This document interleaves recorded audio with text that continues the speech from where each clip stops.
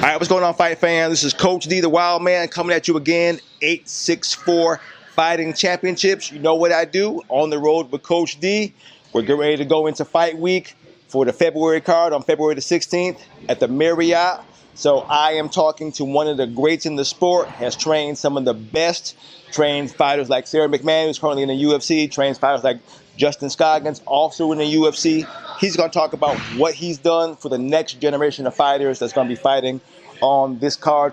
I'm talking to one Jimmy Fowler. Yes, sir. All right. How you doing? Doing well, sir. How are you? All right. How long have you been in the fight game? Probably about 18 years. Okay. Been doing about 18 years. You know, it was illegal here in South Carolina for a long time. It's about 10 years ago. So we used to have to travel out of state to fight constantly. Okay. You know, but here we are. We get to fight in our backyard right here in Spartanburg. So what got you started in the fight game? Self-defense. Okay. I was a little guy. Thought I needed to take care of myself. Found jiu-jitsu. Fell in love with jiu-jitsu. And it just kind of went from there. Okay. Now, a lot of fight coaches want to say they're great at what they do, but you can only be great by what you produce. You know, you produce fighters like Sarah McMahon in the UFC, you know, Justin Scoggins. So what would you say is your mindset for building great champions? Work hard. I think it's, you know, the mindset is you train to the point to where it's kill or be killed, you know, and you gotta just put yourself to face adversity constantly. If you're not facing adversity, you're not staying with the game. All right, so you always got to evolve. You always got to grow and be a sponge in the sport. Be a martial artist. Okay. Now you see great camps like AT&T and all the camps that say, "Hey, we only produce champions," and blah blah blah. How would you rank Revolution as far as some of the great gyms? I mean, I don't know if we stand, you know, beside those guys because I mean they do. They produce really good champions, really good fighters, and we've had the opportunity to fight them, you know, and done good and we've done bad. So, you know, I think we hang in there with the best though around the world, and I think definitely the best in South Carolina. Okay. Now we got a card coming in February, so we got Tanner, who's the main event.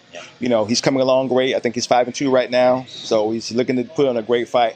How do you see his evolution in the mixed martial arts? Man, I've been training Tanner since he's come out of, you know, college wrestling, and to watch him grow as a martial artist has been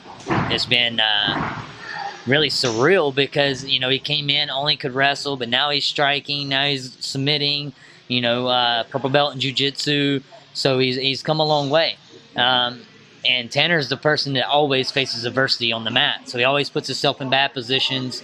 And that's why when it comes time to face adversity in the cage, it's easy.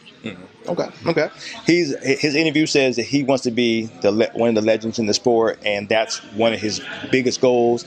Winning is one thing, but being a legend is everything. Absolutely. You know, so do you see him? You know, of course, we always say our fighter's going to be the greatest, but do you see him having the mindset and the heart to be one of the legends in the sport? Absolutely. You just said it, mindset and heart, and that's two things he's got. You know, I've seen it several times. He'd be beat down, come back, win, face adversity.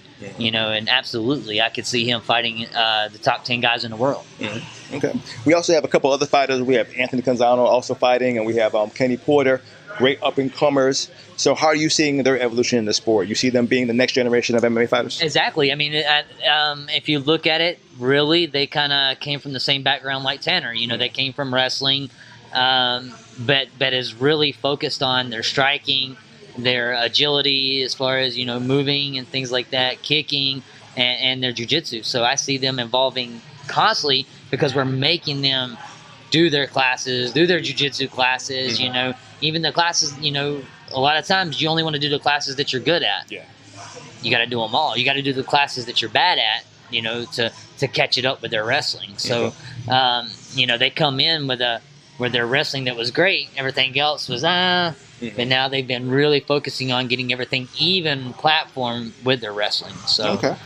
So for anybody, now this is for the fans and up and comers, what are some of the things that you want to tell up and coming fighters that want to get into the sport of MMA? Some say it's a violent sport, it's not for everybody, you know, you shouldn't do it. What are some of the things that you want to give up and coming fighters something to think about in getting into the sport?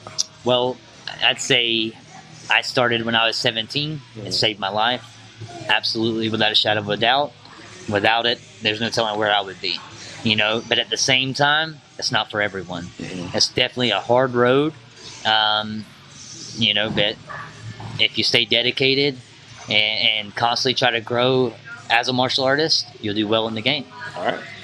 You heard it. He broke it down. He says, if you want to succeed, you got to grind it, fight it, and every day come to be the best. This is Jimmy Fowler, Revolution Mixed Martial Arts, giving it to you live. Coach D on the road. Do you hear from me again? Peace out.